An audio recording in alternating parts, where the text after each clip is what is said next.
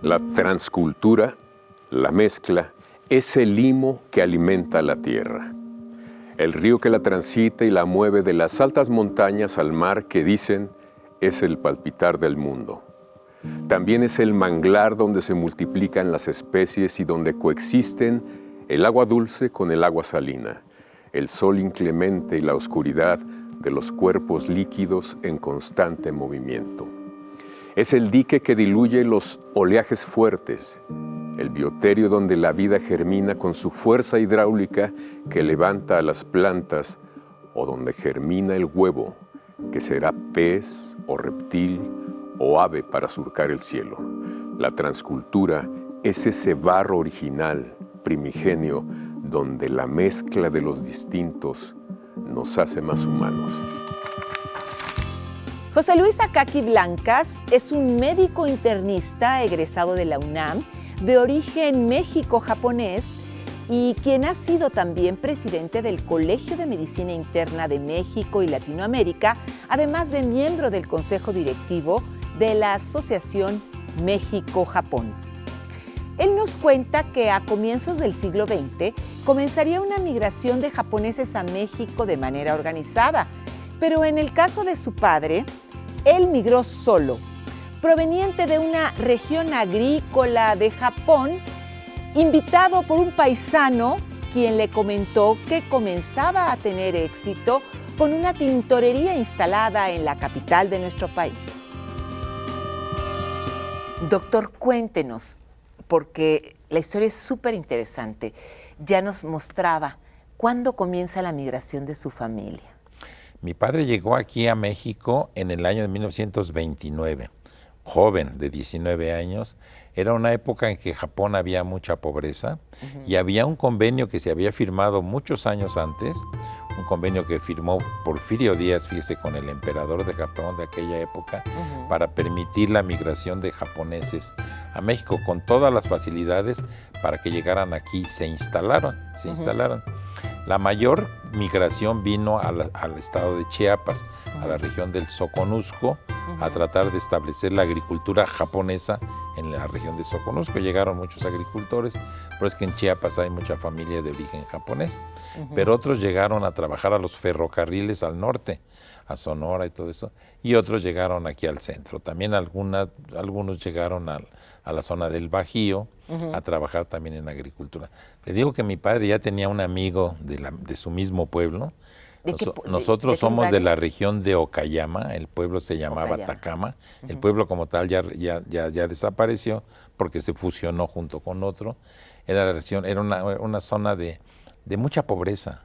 De hecho, ellos se dedicaban a la fabricación de los tatamis, que es el piso que se hace para las casas, pero lo hacían de forma manual para vender su producción, pues básicamente en el pueblo, ¿no? En el pueblo.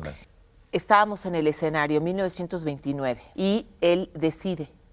¿Por quién decide venirse? Eran 5 hermanos y los demás hermanos como que colaboraron para que el más chico se viniera a México. Él era el más chico de la familia. Ajá.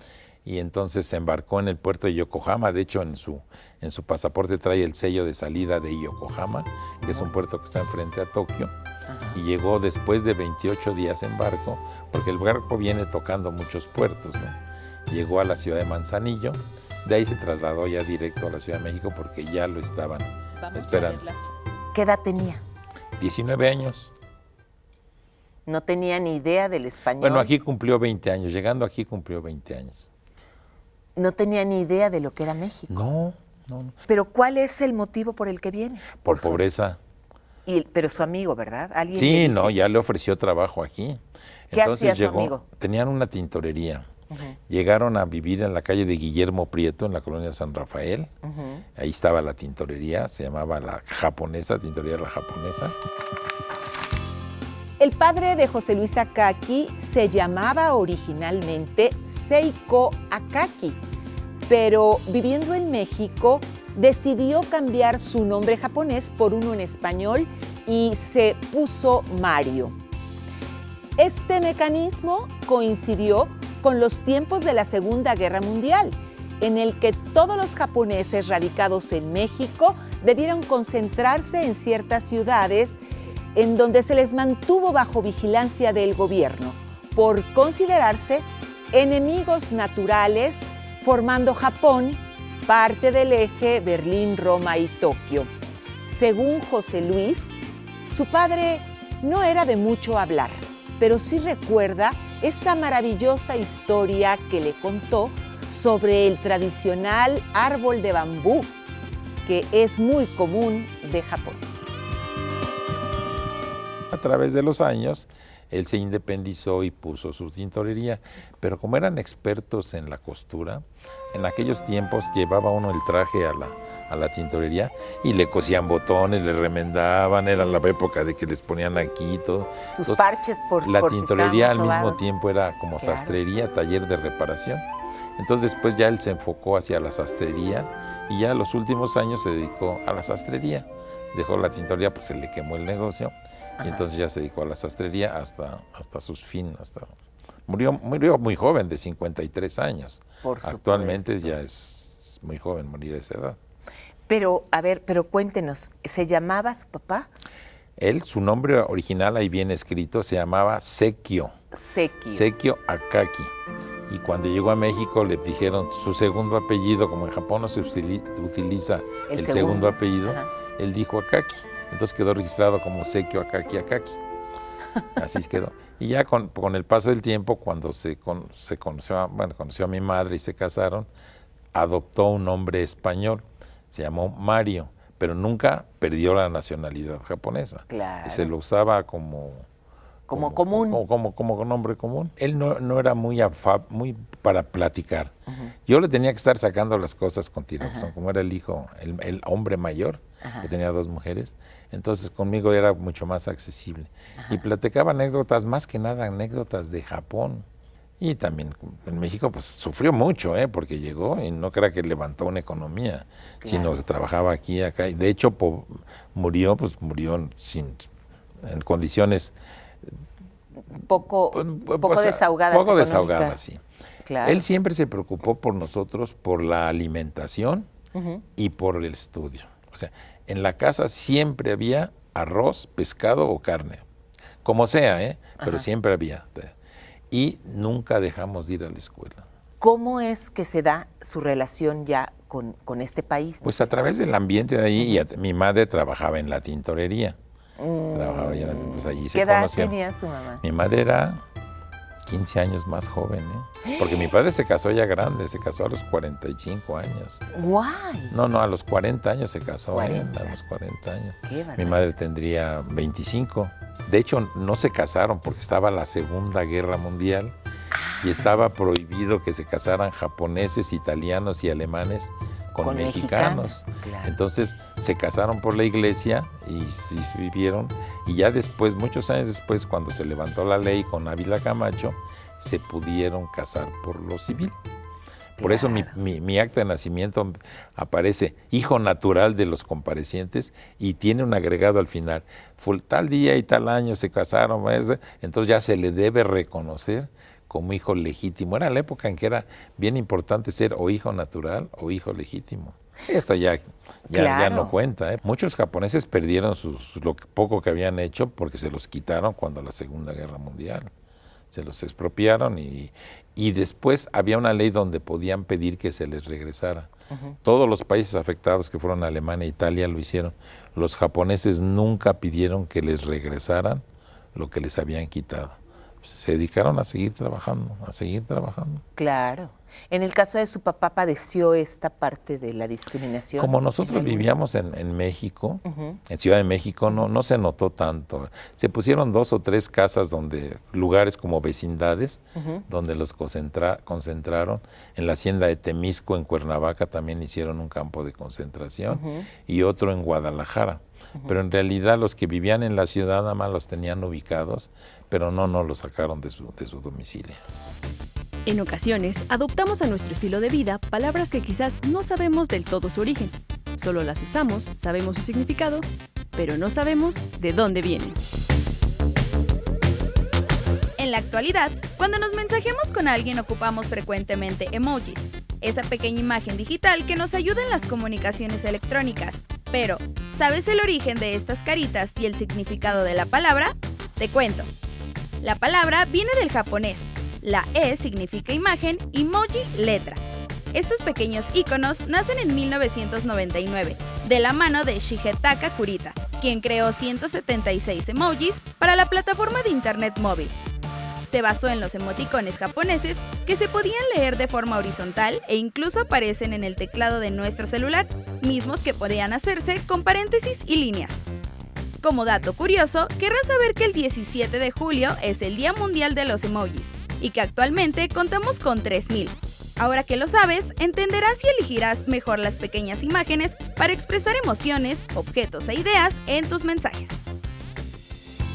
El negocio que sostuvo siempre a la familia Akaki Blancas fue una tintorería, que más tarde se volvería una sastrería en donde se reparaban prendas de ropa.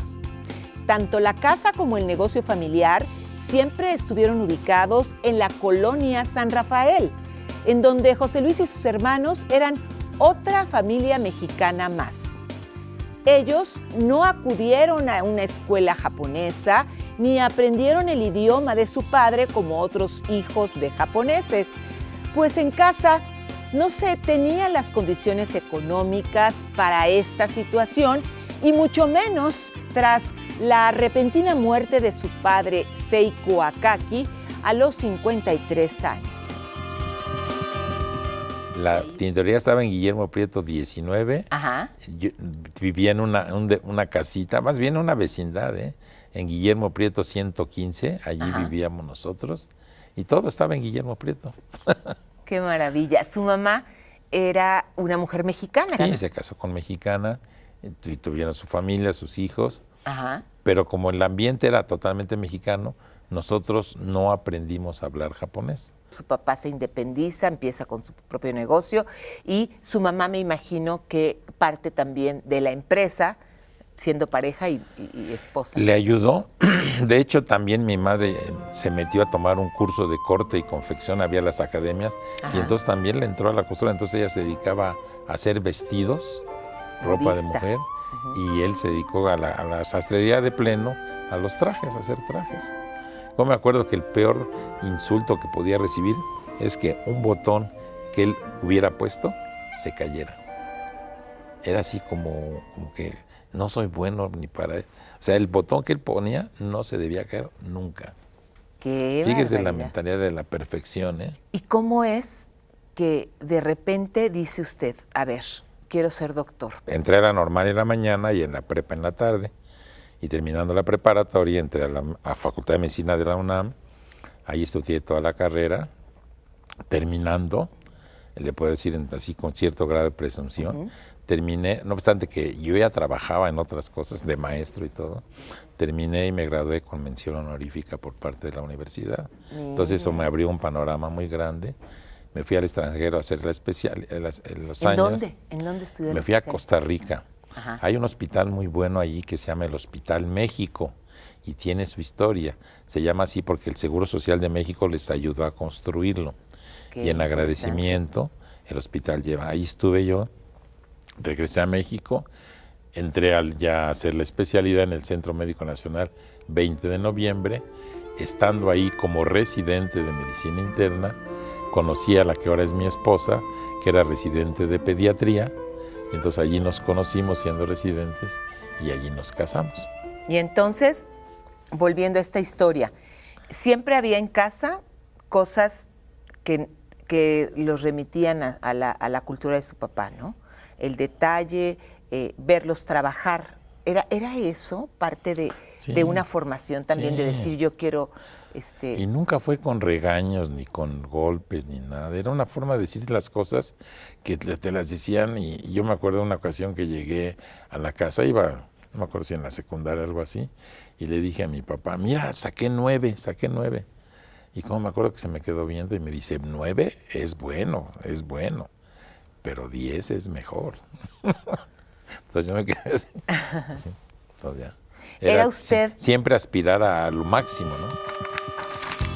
Recientemente, el doctor José Luis Akaki Blancas recibió la Orden del sol naciente, rayos de oro y plata, que está representada en una medalla que entrega el emperador japonés a través de la representación diplomática de ese país en México. El motivo fue reconocerle a este destacado Nikkei, como se le llama a los hijos de migrantes japoneses, su contribución para el mejoramiento del bienestar de la comunidad de migrantes japoneses en México, así como también aportar en el fortalecimiento de las relaciones de amistad entre México y Japón.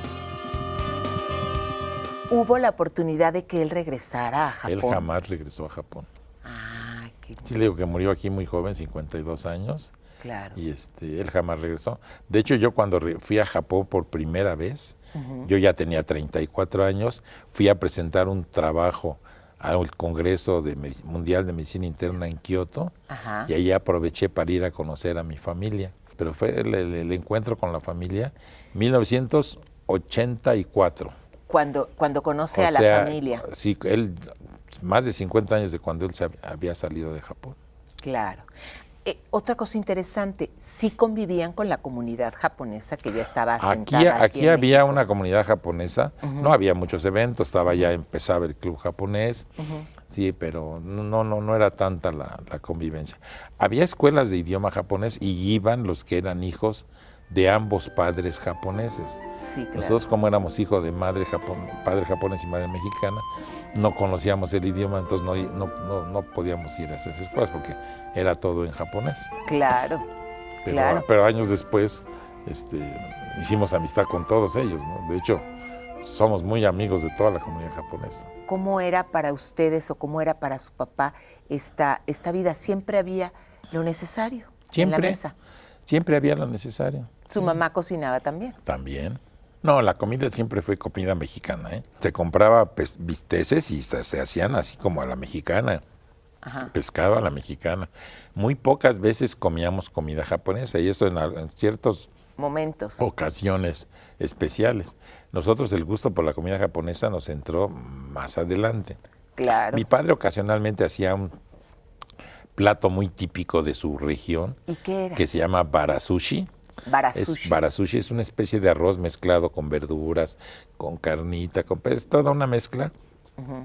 Es lo que se parece al que ahora le llaman yakimeshi. Ay, que son Sí, deliciosos. nada más que y eso lo hacía, pero era una comida para todos, ¿no? O sea, era plato único, podía uno servirse las veces que quisiera, Qué rico. porque era delicioso, pero era plato único, era cuando él cocinaba. ¿Y él lo preparaba? Sí, él lo preparaba. O sea, tenía que tener cierta... Ese día él se iba al mercado y vivíamos a 2 cuadras de un mercado.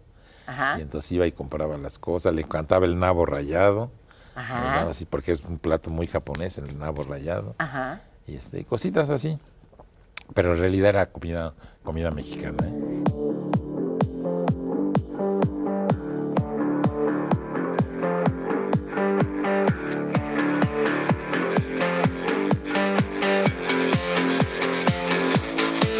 Mi nombre es Sergio Antonio, soy el chef de Kim Kim.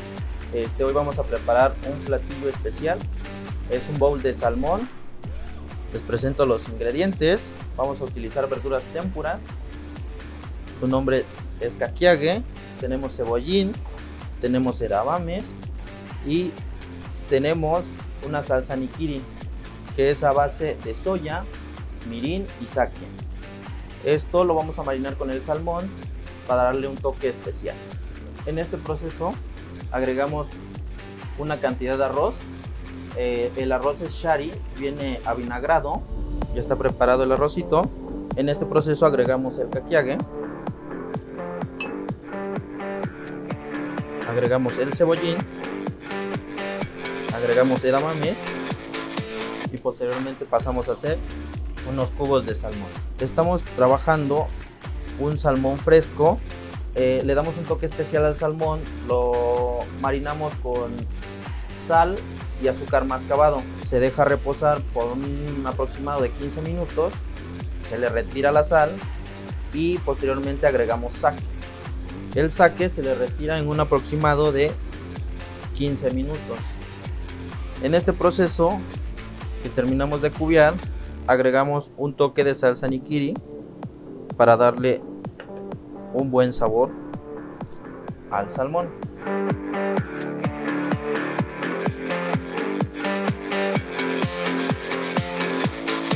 Finalizamos poniéndole un poco de kisaminori. El kisaminori es alga fileteada. Es así como tenemos un bowl de salmón listo para deleitar.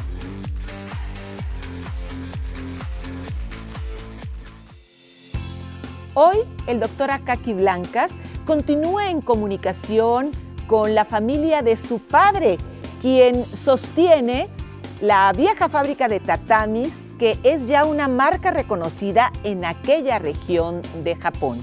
Mientras que en nuestro país, el doctor continúa al frente de la Asociación Médica Nikkei, integrada por médicos y especialistas que desde hace 20 años ofrecen información y jornadas de salud con las cuales apoyan a la comunidad japonesa y a la población en general. Y confía en que las autoridades en México puedan mejorar los apoyos que reciben aquellos migrantes que están llegando en caravanas a nuestro país. Usted es parte de la comunidad japonesa, me decía, este club japonés. Usted es miembro del consejo, ¿verdad? Consejo directivo. ¿Verdad? Y fundé una agrupación que se llama Asociación Médica Nikkei. Son médicos de origen japonés. La fundé hace ya 20 años. Ajá. Y sigo siendo el presidente porque nadie quiere sustituir. Incluso tenemos un programa de radio, una estación de tipo digital, todos los martes de 3 a 4. El programa se llama En opinión de un médico Nikkei. Y todos los que participamos somos de origen japonés. Y todos los que participan son, en su especialidad, personas brillantes, alergólogos, inmunólogos, dietólogos, cirujanos, urgenciólogos, todos los que participamos dando cada martes una conferencia. Yo coordino el programa, hago lo que usted ahorita, yo los entrevisto. Ajá. Y los hago que vayan contestando. Y también hacemos unas jornadas médicas cada año, jornadas médicas Nikkei, que están abiertas a todo público. Ajá. La Embajada de Japón siempre nos da lo que se llaman ellos el aval. Ajá. Por lo tanto, lo que hacemos a través de Comunidad Japonesa no tiene costo. Pero bueno, aquí hay un punto importante, porque su trabajo como Nikkei, que es como en japonés se le dice a aquel migrante o hijo de migrante en otro país, bueno, pues le ha dado importantes reconocimientos. Esta es una condecoración que entrega el emperador japonés a aquellos Nikkei, es decir, migrantes japoneses o hijos de migrantes japoneses que se distinguen por su labor en algún tipo de tarea, ¿no?, para la comunidad. Estoy en lo correcto. Tanto la comunidad japonesa como para la comunidad del país a donde uno llegó. Uh-huh. Es un trabajo, para que le den a uno esa medalla, uh-huh, lo investigan como 10 o 15 años de su vida antes, a ver qué ha hecho uno. Yo creo que a mí lo que me abrió la puerta fue el tsunami que fue en Japón en 2011. Ajá. En ese tsunami, yo ya estaba muy metido en la comunidad japonesa, uh-huh, pero vi que la devastación que hubo en la zona este de Japón, y se me ocurrió hacer 2 eventos para reunir fondos y enviarlos. Básicamente me apoyé en los presidentes de la Asociación México-Japonesa. Uh-huh. Entonces hicimos una gala de ópera en el Club Japonés, ajá, donde cantaron los mejores cantantes de ópera de Bellas Artes, ajá, el cuarteto de cuerdas de Bellas Artes. Dimos el boleto, para aquella época dimos el boleto en 1,000 pesos y todo era ganancia porque no, claro, pagamos nada. Y luego hice otro en la Sinfónica Nacional en Bellas Artes. Y entonces con esos 2 conjuntos logramos reunir una buena cantidad que lo mandamos directamente a través de un banco de Japón, uh-huh, una sucursal japonesa, ajá, a la Cruz Roja de Japón. Claro. Eso, cuando hicimos el evento de gala, iba llegando un nuevo embajador. Entonces lo invitamos, estuvo ahí. Se quedó sorprendido del apoyo del pueblo mexicano en favor de Japón, que con él inicié una gran amistad, incluso tengo una foto allí, y él empezó toda esto estoy hablando hace 15 años. Esta investigación. La investigación para que después fuera usted reconocido. Tenemos que preguntarle algo importante. ¿Cómo ve usted hoy por hoy la situación en México, que es un país receptor de migraciones masivas, verdaderamente pues desesperadas. ¿Qué opina usted de la migración masiva que recibe hoy nuestro país? Pues es un problema de todo tipo, tanto político como económico, porque no sé, la economía de México no está como para recibir tantos y brindarles todo. Yo debería estar a favor de la migración, pues porque mi padre fue un migrante, ¿no? Claro. Entonces yo debería estar a favor, pero yo creo que eso tiene que llevarse de forma muy ordenada, porque entrar así como tumultos, aunque digan que van rumbo para Estados Unidos, pero que la mayoría no llegan, se van quedando, sí crean unos problemas en los lugares a donde llegan a sentarse y que no están preparados para recibir una población flotante tan grande. Eso ya lo hemos oído en Asia, ¿no? Que de repente 1 millón de un país se van al país de junto y ponen tiendas de campaña por la violencia que existe allá. Claro, campamentos. Pero sí, la situación debe manejarse con mucha habilidad, con mucha política de la buena, ¿verdad? No, claro. Política de la buena y con mucho calor humano. Muchas gracias, doctor, nuevamente. Al contrario, un gusto y un honor haber estado con usted.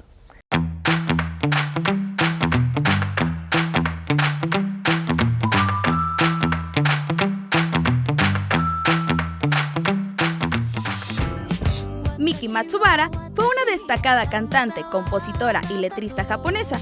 Inició su carrera a los 19 años con su sencillo Mayonaka Another Stay With Me, del género City Pop en los años 70, que la posicionó en el puesto 28 en la lista Oricon del Billboard japonés. A lo largo de su carrera musical, produjo 11 discos, varios sencillos y colaboró en animes como Dirty Pair y Gundam. Sin embargo, su trayectoria tendría un giro inesperado cuando en 1990 fue diagnosticada con cáncer uterino, lo que la llevó a distanciarse de la vida pública y quemar gran parte de su discografía. Finalmente, después de 3 años de luchar contra el cáncer, falleció a los 44 años el 7 de octubre de 2004. El legado musical de Matsubara no acabó, ya que a 20 años de su fallecimiento, sus canciones resurgieron en redes sociales como TikTok con Stay With Me, que ha sido reproducida más de 100 millones de veces en YouTube, alcanzando el número 1 en el Global Viral Chart de Spotify, colocando a Miki como un mito musical en la cultura pop trascendiendo generaciones y fronteras.